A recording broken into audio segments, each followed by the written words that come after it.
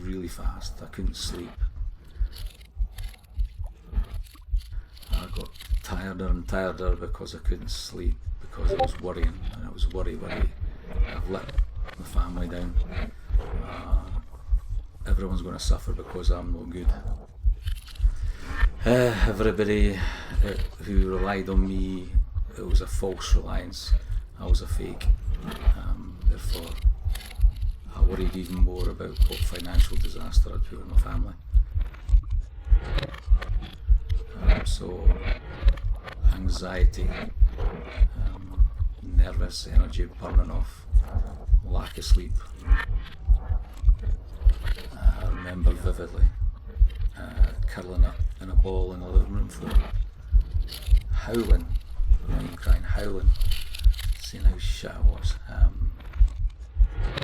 Yeah, I felt so bad. That's all I could do. I just wanted to be taken away from it all.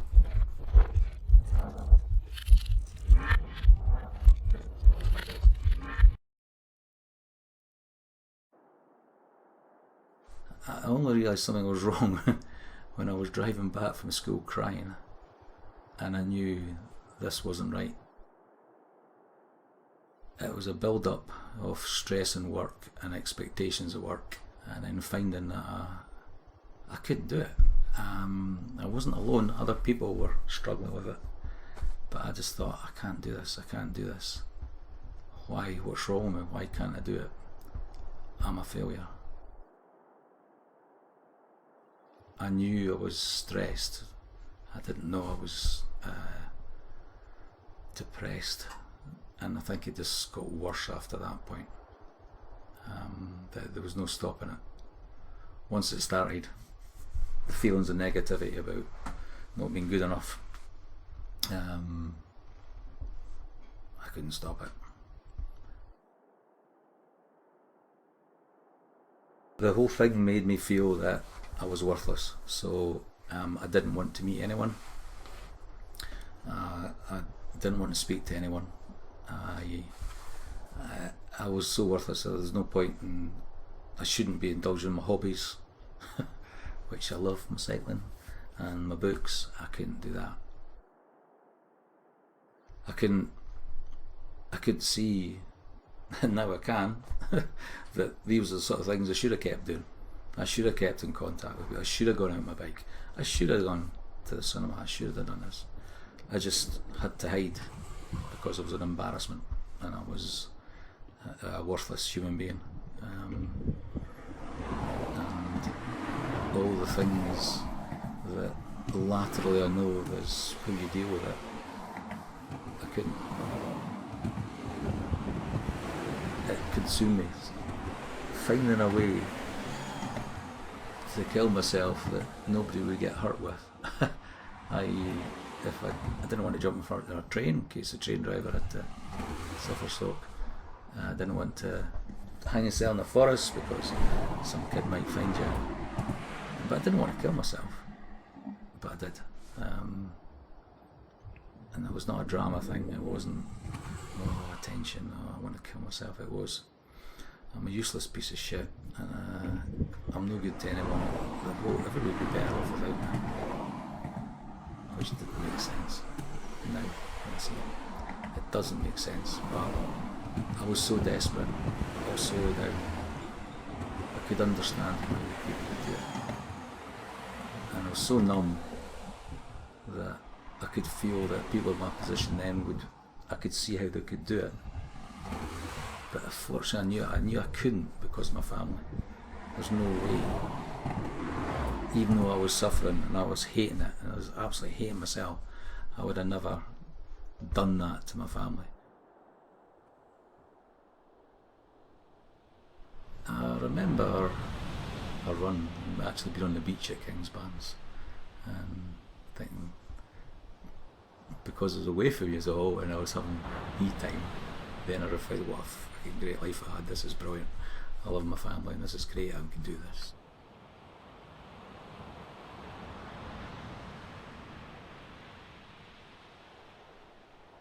I am a guy who did a lot of things on his own, and And I think when you're giving time to other people as your job, you sometimes a wee bit of time to yourself without being too selfish.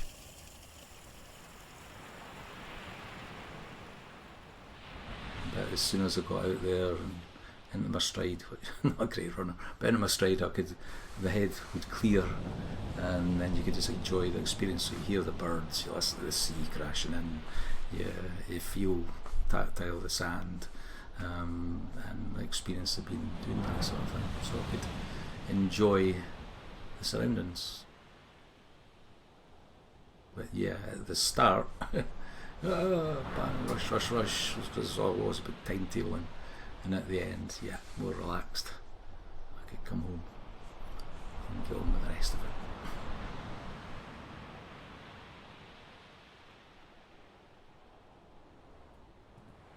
I know that I've had these issues. I'm hopeful I won't have them again. I can't tell if I'm going to have them or not. I don't know what's going to kick in. You know, I didn't think I'd get it after the second time, but then I went back in that position of responsibility, and I had a trigger there.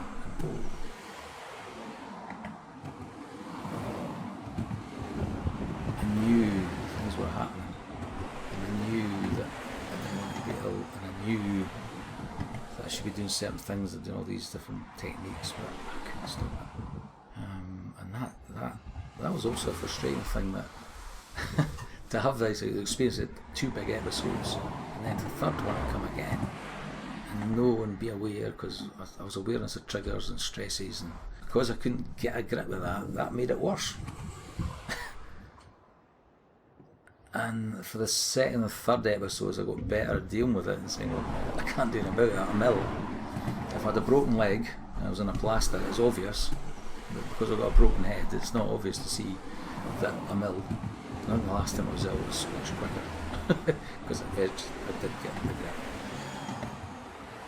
I would like to think I'm a better person for it. It was a good thing.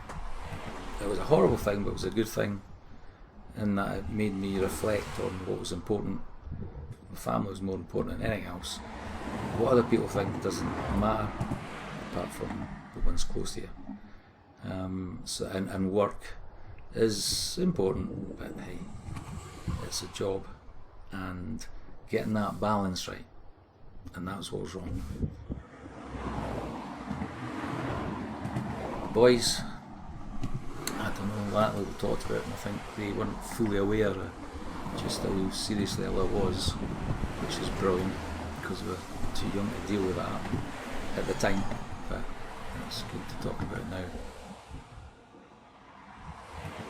I hope they know that if anything like that happens to them, then they understand that, well, it's happened to their dad, so, and he's still here, and he's still okay, I hope. And and yeah, that if it happens to their friends, and that happens to people they love, that they'll have insight into, to know that people need help.